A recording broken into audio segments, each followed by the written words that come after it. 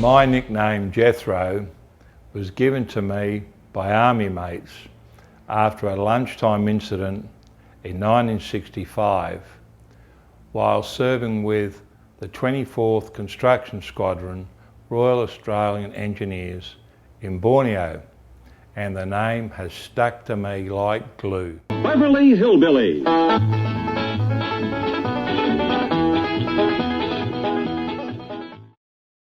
My book tells the story about what happened to me while serving in South Vietnam.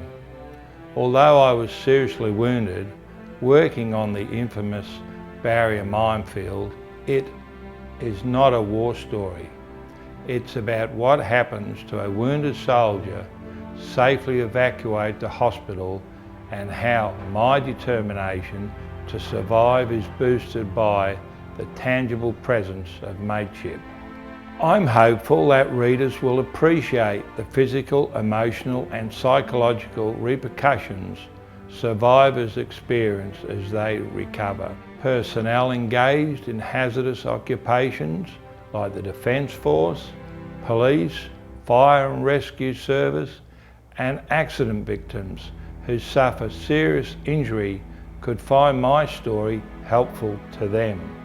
This short documentary DVD is designed to assist the reader gain a better appreciation of the role of Army engineers when on active service.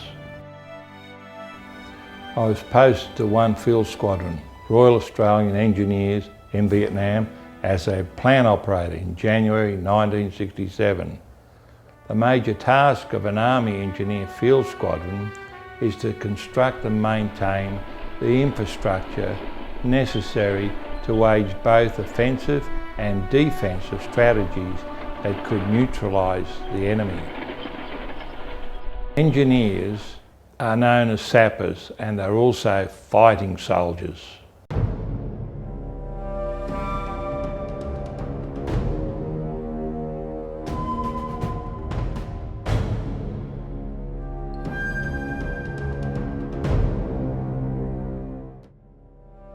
My main role was to assist with the building and maintaining roads, the airfield and base fortifications. On operations, the sapper's role is to assist the infantry or armour move safely through enemy obstacles,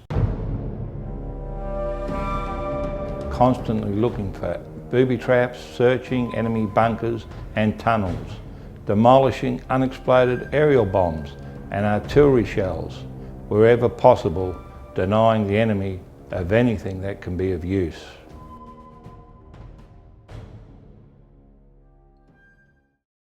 To do their job, sappers must operate in the most forward position with the infantry or armour, presenting an easy target to the enemy.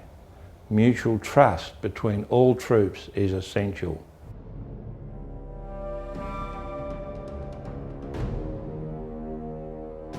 A 2-man sapper team on patrol becomes part of the headquarters section they are attached to.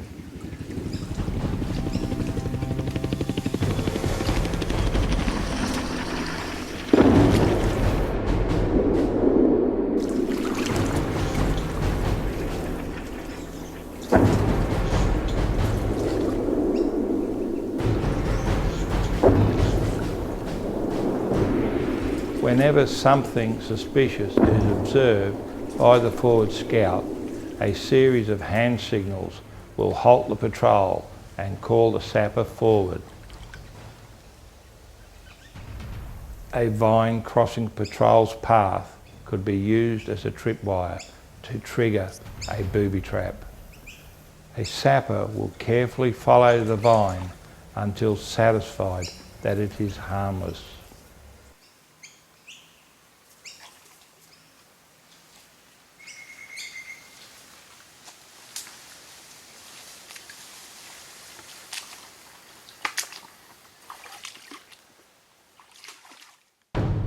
Whenever the patrol discovered an enemy camp, the sappers would follow up with a thorough search of any bunkers, weapon pits and tunnels. I personally found the task of searching tunnels the most stressful of my duties, sliding down head first to the bottom of a weapon pit with only my wits and a bayonet. I had to crawl on my belly into a very dark and small tunnel entrance, searching by feel and tapping my bayonet as I inched myself forward. Occasionally, sappers had a torch and a handgun to assist with the search. I only ever found a sausage bag of rice left behind by a fleeing enemy soldier who was last seen disappearing down the same tunnel. About the middle of April, I was enjoying my days operating earth-moving machines around the task force base at Nui.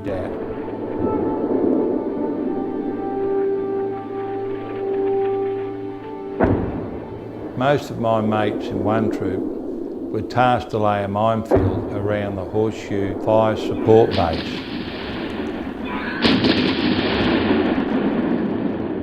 Before starting work on the 11-kilometre barrier minefield, it quickly became obvious that a manpower shortage would prevent the minefield being completed in the desired time.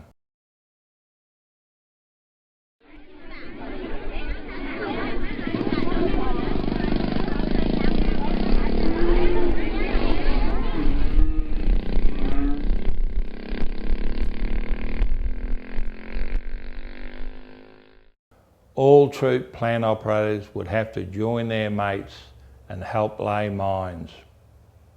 With only a few minutes training in handling and arming the M16 jumping jack mine, I was tasked to lay and arm landmines.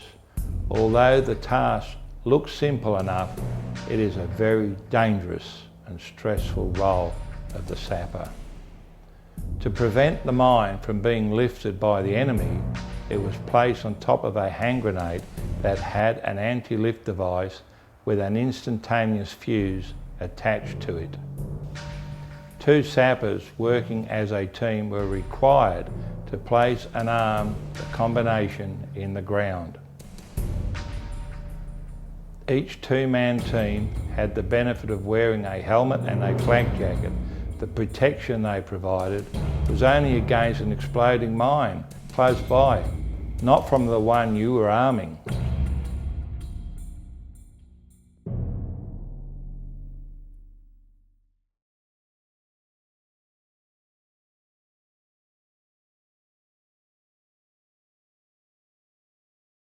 My partner and I had completed our quota of mines laid and armed. We left our flak jackets on the safe lane marker indicating where we had finished arming and walked along the safety line to rest and receive new instructions. Within minutes, our section was ordered to continue arming mines.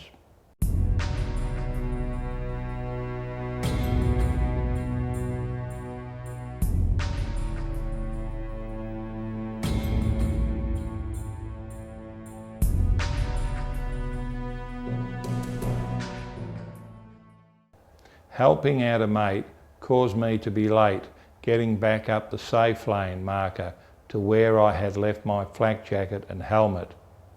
I picked up and put on the only jacket left. As I was adjusting the jacket, I was reprimanded by our troop staff sergeant for being too slow to get back to work. This was the 3rd time in as many minutes he felt a need to hurry me along. As I back-chatted him, I noticed my partner moving into position to start arming. I now know that a lapse in concentration prevented me from noticing that I was too far up the safe lane, and as I walked across what I believed to be safe ground towards my partner, I stepped on the last mine we had armed.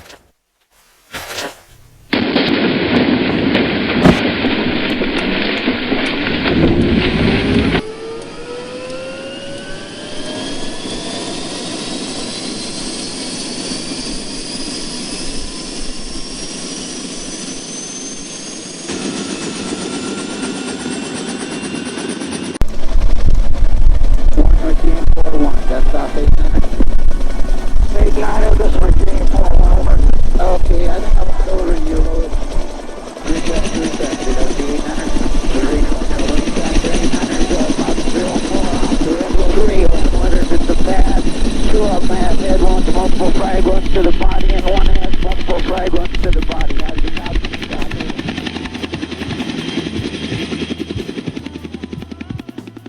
The explosion ripped my left leg off and caused many more injuries to my body. I was rushed to hospital by helicopter and survived many hours of surgery before regaining consciousness on the post-op ward of the US Army 36th Evacuation Hospital at Vung Tau.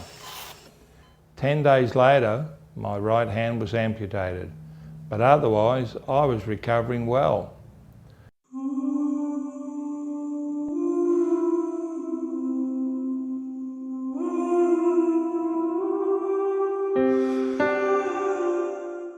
Regularly, I was taken out of the ward in a wheelchair for a change of scenery and fresh air. I was feeling good and looking forward to going home. Unexpectedly, I took a major turn for the worse when my temperature soared above 104 degrees Fahrenheit. Surgery revealed that shrapnel had perforated much of my small intestine and my gallbladder was seriously infected. Following surgery, I was not able to eat or drink for at least 2 weeks and lost much of my body weight.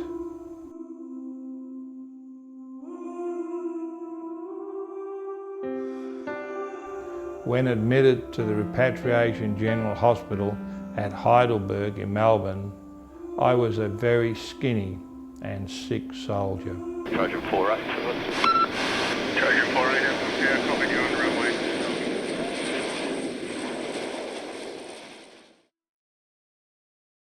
Further surgery, wonderful nursing, physiotherapy and occupational therapy restored me to reasonable health. I was discharged from hospital 8 months after being wounded and admitted to a rehabilitation centre to learn how to use my artificial limbs, cope with body image and prepare myself to live independently in the community. In part, my book is dedicated to the sappers who perished laying the minefield.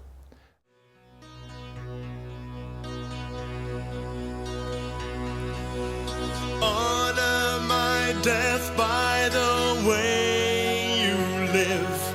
Bring joy to my spirit. Let your heart forgive. Renew your life with each new day. Be not afraid, I will show you the way. Honor my death by the way you live. Bring joy to my spirit. Let your heart forgive. Renew your life with each new day. Be not afraid, I will show you the way. Be not afraid, I will show you the way.